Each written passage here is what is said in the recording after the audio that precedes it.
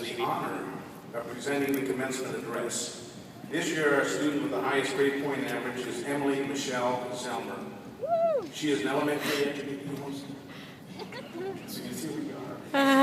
she's an elementary education major, again, graduating with honors, summa cum laude, with a grade point average of 3.975. Emily is the daughter of Paul and Holly Zelmer. She is a graduate of St. Joseph's Academy in Baton Rouge, and Emily is a member of Apple. She is a recipient of the TOPS Performance Scholarship. She has been on the Dean's List every semester. Emily is a peer tutor for the professional program for support services for our students, a note taker for students with disabilities, and a nursery volunteer. She is currently employed as a long-term substitute in Vermilion Parish. Please join me in welcoming Emily Zelmer.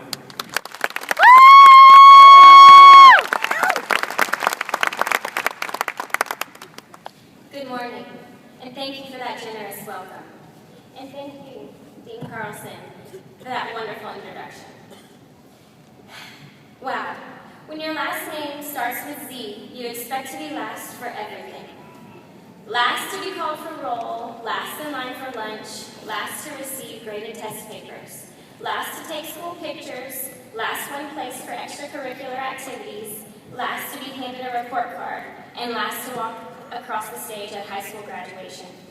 So naturally, I thought I was going to be last today.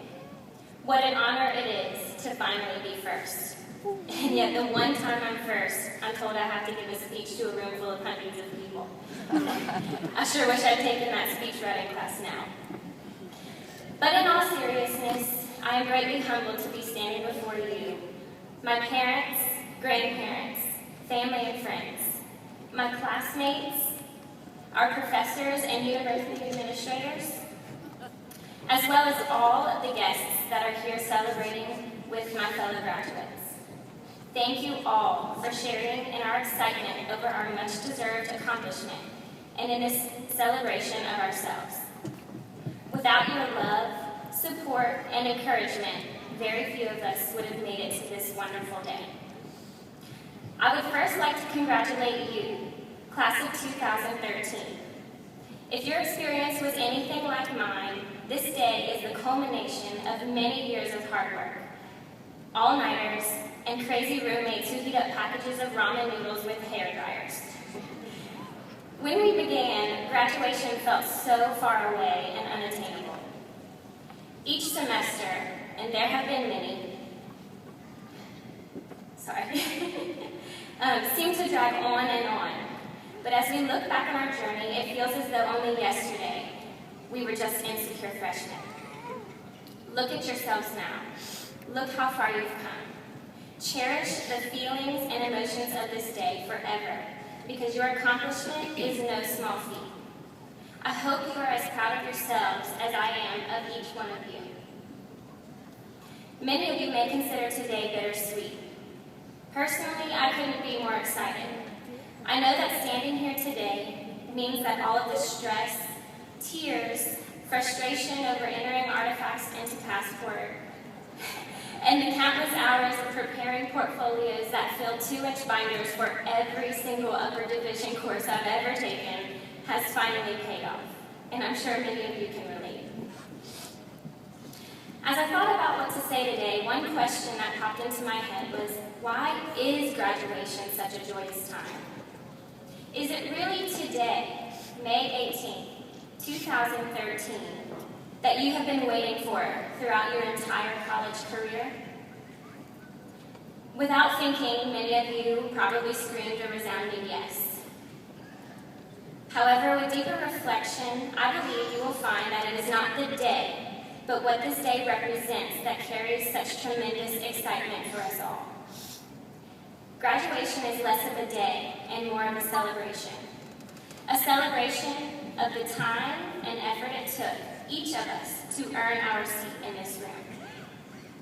And what's more, it's about the abundance of opportunities that are now open to us because we have taken seriously both the right and the privilege that is an education.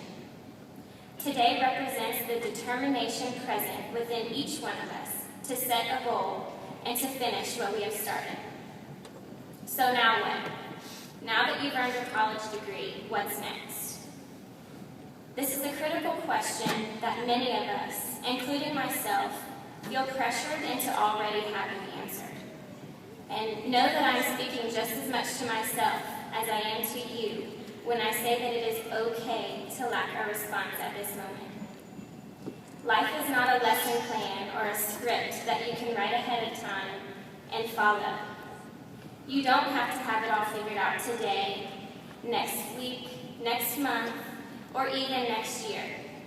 What is important to remember is that you must never stop striving to answer it. Life is messy, and very few people have it figured out at our age.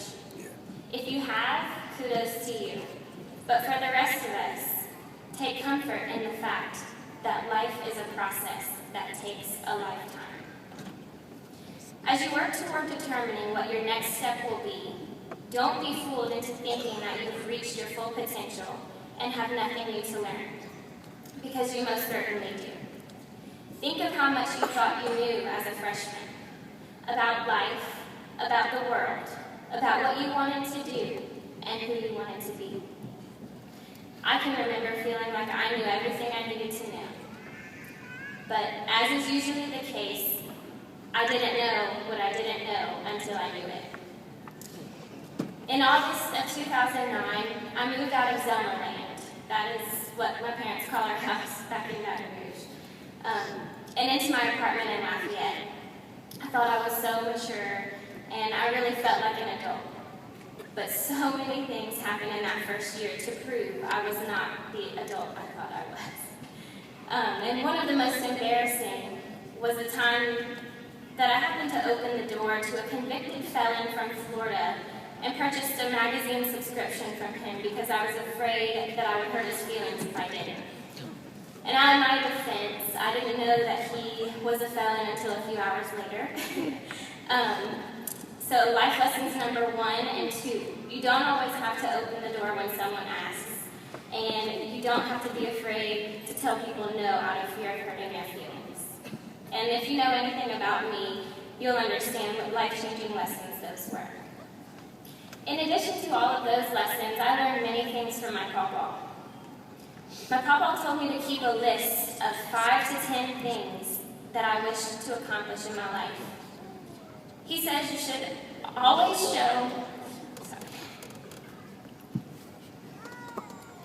always have a goal that will drive you through the hard times and give you a purpose and a sense, a reason to continue living. I took his advice seriously, and I made a list of the things I most wanted to see happen in my life. The one most relevant to today got added to my list the day my older brother graduated college in 2007. I wasn't sure what the words magna or summa cum laude meant at the time, but I was sure I wanted them to be said with my name as I walked across the stage. And thus, I added graduate summa cum laude to my list. And today, I get to check that off. So today, I challenge you, class of 2013, to keep your minds open and experience life as the responsible professionals you are. There is always room for self-improvement. Figure out which areas of your life are worth the time and effort it takes to make them grow. And lastly, keep in mind the advice of my pawpaw. What is on your list, and what can you check off?